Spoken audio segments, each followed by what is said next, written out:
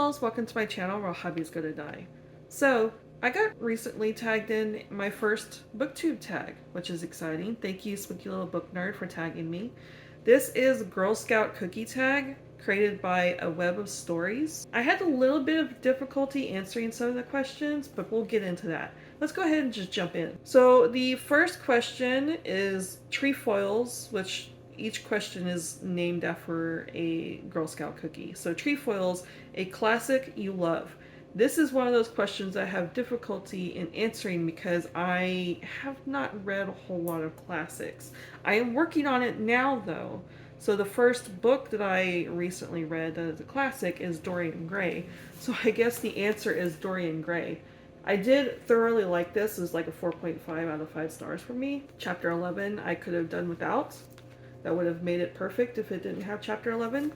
So I'm going to say Dorian Gray for this answer. But I am reading Frankenstein as of this being filmed. So who knows? Maybe Frankenstein will be my answer later. So the next question is Lemon Ups, a book you find inspiring. By the way, these Girl Scout cookies, I don't know anything about these Girl Scouts cookies. I like Thin Mints. That's what I like. So these other ones, I have no idea. Maybe I should try different types of Girl Scout cookies later. Anyways, so a book you find inspiring, and that would be Lady Longrider by Bernice.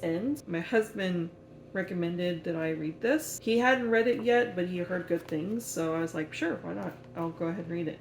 So I read this in a time where I was getting frustrated with myself because I want all these changes. I want to lose weight. I want to get better with my skin. I have a chronic skin condition that I kind of let go instead of getting the help that I need. But I always find excuses to not do it. So this was basically the answer.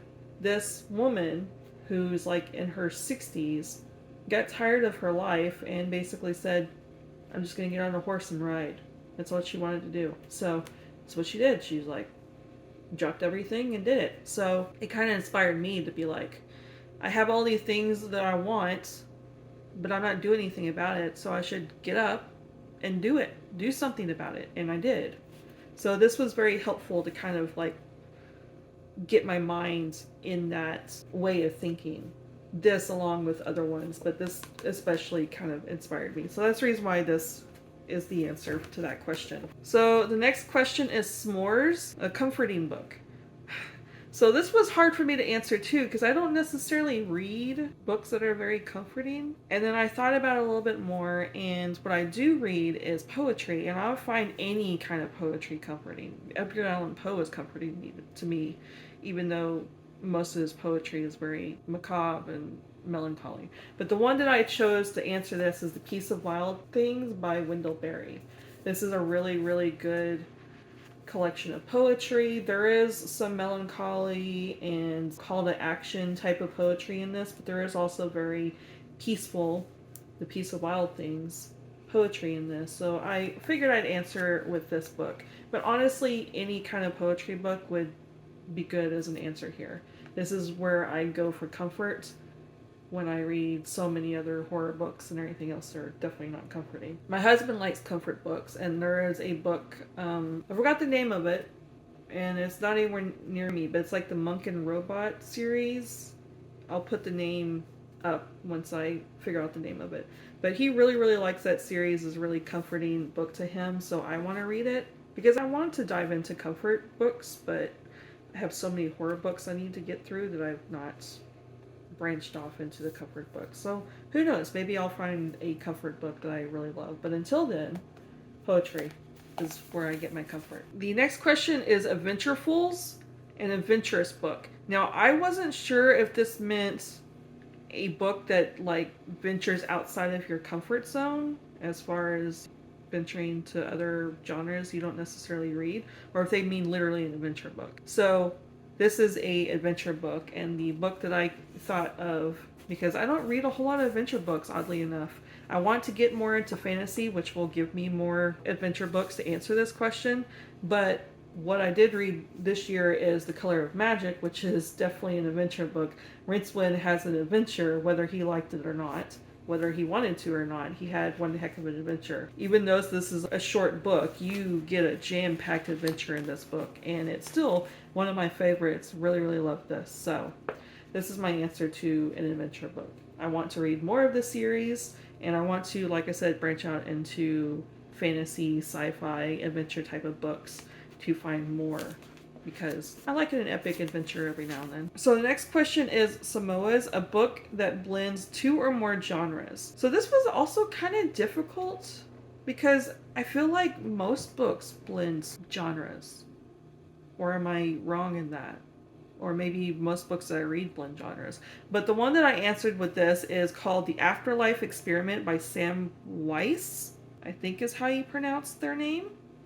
So this is a book that I recently finished on a book tour and really, really loved it. You'll hear more about the book later. But I can tell you the genres. So it would be sci-fi. There's definitely a big sci-fi element in this, but there's maybe to be more broad general, I would say fantasy, but it's more like a paranormal supernatural element to it that I kind of put into the fantasy spectrum. So there's that, and then also obviously horror, and then I would also say psychological thriller. There are scary parts of it for someone who's not as desensitized as I am, would probably consider it very scary, but I feel like there's more of a thriller element to this. And also kind of like almost like a fairy tale retelling, because I definitely get major Alice in Wonderland vibes to this. So it definitely hits a lot of different genres to me personally. So that's the answer to that one. Definitely check it out if you like really weird topsy-turvy kind of books. Like I said, I will talk more about this in my wrap up for March because I really like the book. So you're definitely going to hear more about the Afterlife Experiment. The next question is Do-si-dos. Either a book you love or hate that everyone is the opposite of. Everyone loves or hates that book. So the book that I picked is Interview with a Vampire, because when I announced that I was reading this, I had a bunch of people excited about me reading this, and a lot of people really, really love this book. And as you have seen in my older videos about this, I gave it 1 star. And a lot of people were shocked by me giving this 1 star. So this is definitely the answer to that. I don't think Anne Rice in general is for me, but I'm not going to say that until I finish. I am still reading the Vampire Lestat. I did soft DNF that to read other books I was more interested in, but I'm going to go back to that real soon to finish it. So I'm going to read that, and I have Violin by Anne Rice as well. So I'm not going to say Anne Rice is a no for me in general until I read those 2 other books and then kind of decide whether or not I want to read more of hers. But this Interview with a Vampire is not for me. Definitely 1 star for me. Sorry to those who like the book. The next one is Thin Mints, my favorite cookie. One of your all-time favorites. Good question to add to Thin Mints. I think Thin Mints is like a favorite for a whole lot of people. So this was hard for me to answer too, because I can't choose one book as my favorite. It really depends on my mood or what I'm thinking about at the time, because I have a lot of favorite books, and it depends on if I really want a horror, then I'm like, oh, then this would be the answer. I can't really pick an all-time favorite, so I went with a book that is a favorite of mine that kind of impacted me in a way, and that is White Trash Zombie, or My Life as a White Trash Zombie, but it is a series. There's 6 books or 9. I can't remember now. They're behind me and I don't want to count them. But the whole series by Diana Rowland. So the reason why I'm answering with this is because I was having like a really bad reading slump. This was 10 plus years ago. It's definitely more than 10. I'm saying 10 as a general, but it's definitely more than 10. But I had a really, really bad reading slump where many, many years I was not reading anything. Books weren't interesting me. And I walked into a Barnes & Noble and my husband found this. I've talked about this book before in the newbie book tag. But my husband found this. He thought the cover sounded interesting. He knows that back then, I'm not so much anymore. I still like zombies, but they're not like my favorite monster of all time now. But back then, I was really, really big into zombies.